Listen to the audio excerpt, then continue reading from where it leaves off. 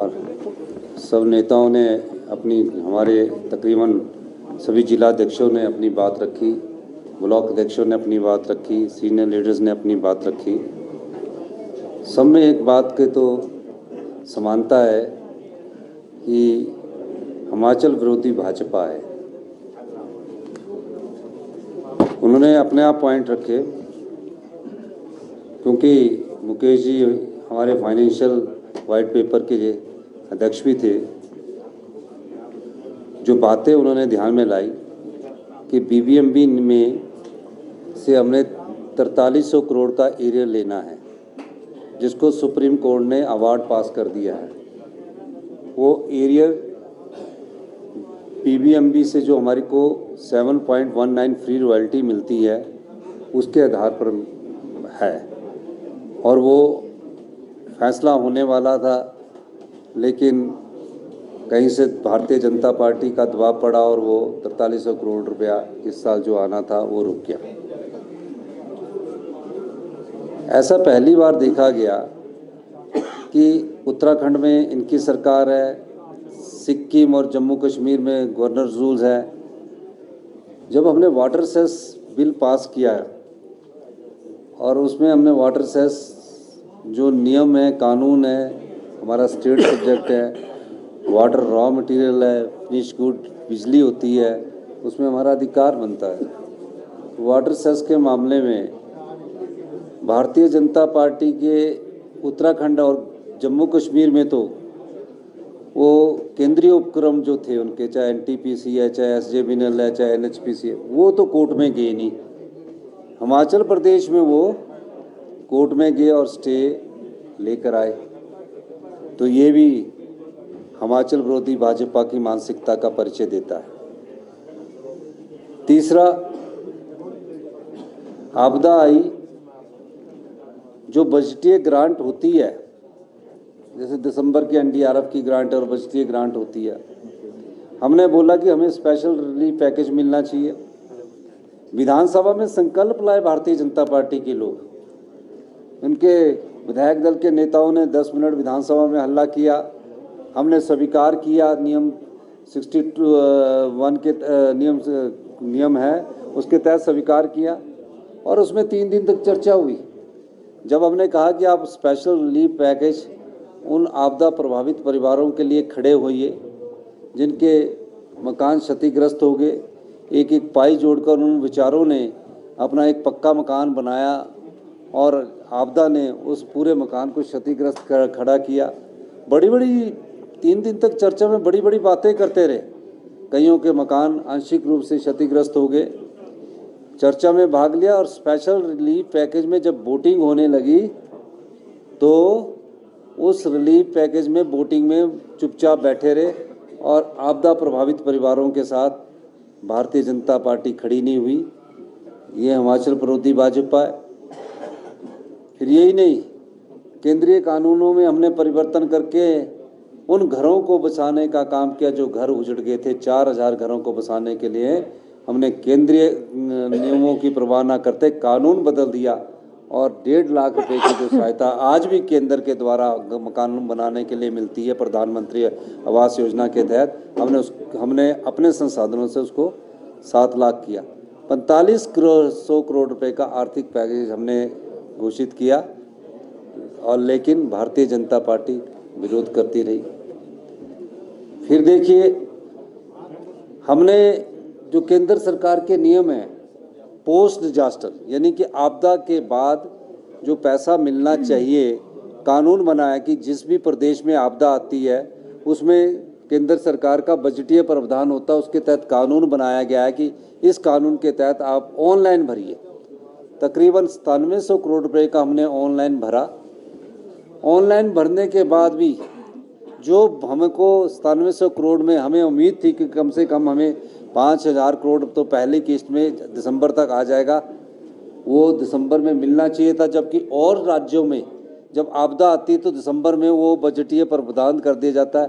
हिमाचल प्रदेश में वो भी नहीं मिला, उसको कौन रुकवा रहा है? तो ये भी हिमाचल विरोधी भाजपा की मानसिकता का पता लग रहा है। और हम हिमाचल विरोधी जो भाजपा है उस बात को लेकर कल से हम सरकार गांव के द्वार की ओर जा रही है। कल से सभी मंत्री पहले चरण का कार्यक्रम करेंगे और हम इस आत्मनिर्भर हिमाचल की योजनाओं को आने वाले समय में आपको दिखाएंगे। यही मैं आपको कहना चाहता हूँ। धन्यवाद। सर, राष्ट्रीय नेतृत्व भी क्या हिमाचल का दौरा करेगा या इस तरह की? नहीं, नेचुरली ये चुनावों के वक्त में अभी 4-5 महीने हैं, राष्ट्रीय नेतृत्व भी करेगा, लेकिन हमारी प्रदेशाध्यक्ष ने अच्छा कदम उठाया कि सब लोगों को, मंत्रियों को बुलाकर आज बैठक की है, तो हम लोग आपस में भी चर्चा कर रहे हैं। कुछ मंत्रियों में नाराजगी है? नहीं, मंत्रियों में कोई नाराजगी नहीं है। किस चीज़ के लिए नाराजगी है? मुझे तो किस चीज़ की नाराजगी है? नहीं, विभाग कोई वापस नहीं लिए गए। ये आप गलत कह रहे हो कि विभाग वापस लिए गए। जो मेन विभाग है वो सबके मेन विभाग लिए गए। जो एडिशनल थे उस एडिशनल में उनसे संबंधित जो विभाग आए, जैसे कि कई विभागों को अभी हम रीऑर्गेनाइज कर रहे हैं, तो उनको वो विभाग दिए जाएंगे जो उनके मेन विभाग से संबंधित है। तो नाराजगी की तो कोई बात ही नहीं इसमें। निगम बोर्डों में ताजपोशी का इंतजार कर रहे हैं, काफी वरिष्ठ नेता है, कार्यकर्ता है। निगम बोर्डों में ताजपोशी जहाँ जहाँ हो रही है कर रहे हैं, लेकिन जब और होगी तो मैं आपको बताऊंगा। सर, कुछ बड़े चेहरे इस मीटिंग से गायब हैं, रीजन क्या है? कौन से बड़े चेहरे हैं? सुधीर शर्मा है, राजेंद्र राणा है, 3 मंत्री हैं। पहले तो आपको पत्रकार है, आपको ये जानकारी लेनी चाहिए कि 3 मंत्री में हर्षवर्धन जी पांडिचेरी के आ जाना है और रोहित जी बार है आंध्र प्रदेश की है। जनसभा कर रहे हैं अपने हाँ, तो आगे होंगे। आज आना था उन्होंने, तो आज फिर आज शाम को उन्होंने रखा होगा। तो और राजेंद्र राणा जी और उन्होंने मुझे फ़ोन करके बताया। कुलदीप राठौर जी भी नहीं, वो कोई ऐसी बात नहीं है। और अपने उनको नेशनल लेवल पर भी ड्यूटी है कुछ MNO की, ये भी आपने याद रखना। तो जब पूरी स्टेट की लीडरशिप टॉप की बैठी हो तो ये लोग जा सकते हैं। ऐसा नहीं होता कि मीटिंग में सारे ही आए। कई बार तो हम भी एब्सेंट हो सकते हैं वहाँ अगर बनाया हो कार्यक्रम के। चंद्र कुमार जी एब्सेंट हो सकते हैं, धनीराम जी एब्सेंट हो सकते हैं, कार्यक्रम होते हैं। धन्यवाद। सर, लोकसभा चुनावों को लेकर आपको लगता है कि आप एक इनके नेता आके यहाँ के, इनके सांसद सदस्य आकर यहाँ आकर मिलते हैं, आप मुझे एक भी फोटोग्राफ दिखा दीजिए।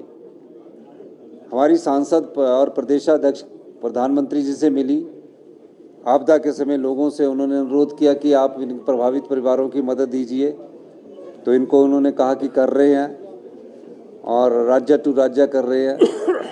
आप एक भी सांसद बता दीजिए, तीनों सांसदों में से, चाहे वो शिमला का है, चाहे वो हमीरपुर का है, चाहे वो कांगड़ा का है, कि कम से कम जो इसी के साथ तीनों सांसद इकट्ठे होकर जाते और गृह मंत्री अमित शाह जी से अनुरोध करते कि आपदा प्रभावित परिवारों को कुछ राहत तो दी जाए। राहत देनी तो दूर की बात, उनसे मिलना भी इन्होंने दुश्वार समझा। और आज देखिए तो ये भी हिमाचल विरोधी भाजपा का मानसिकता का परिचय है। तो जब भाजपा ने हिमाचल विरोधी मानसिकता को अपना लिया है और राजनीतिकरण करके लोकसभा चुनावों में ये राजनीतिक तरीके से वोट मांगने का जो तरीका अपनाया है, जनता सब जानती है। हमने आम आदमी और गरीब आदमी को ध्यान में रखकर 1 साल में कांग्रेस की नीतियां बनाई। ये पहली बार हुआ। आज हमने अपने कैडर को बताया कि कांग्रेस पार्टी की जो दूध का मिल्क आज़ादी के बाद से पहली बार 6 रुपये बढ़ाया हमने, 6 रुपये। अभी दूध जो ग्रीन फेडरेशन खरीदती थी 32 रुपये में खरीदती थी, हमने उसको बढ़ाकर 36 रुपये किया। ये चीज़ नहीं ये बोलते हैं, और ये भी नहीं ये चीज़ बोलते हैं कि हमने जो शिक्षा का लोन है, गरीब बच्चे, माँ बाप का बच्चे जो शिक्षा में पढ़ाई करना चाहते हैं, हमारी सरकार ने 20 लाख रुपया जो MBBS की पढ़ाई करते हैं, जो प्रोफेशनल कोर्सेज इंजीनियरिंग करना चाहते हैं, पॉलिटेक्निकल करना चाहते हैं, उनके लिए हमने YS परमार छात्रवृत्ति योजना शुरू की।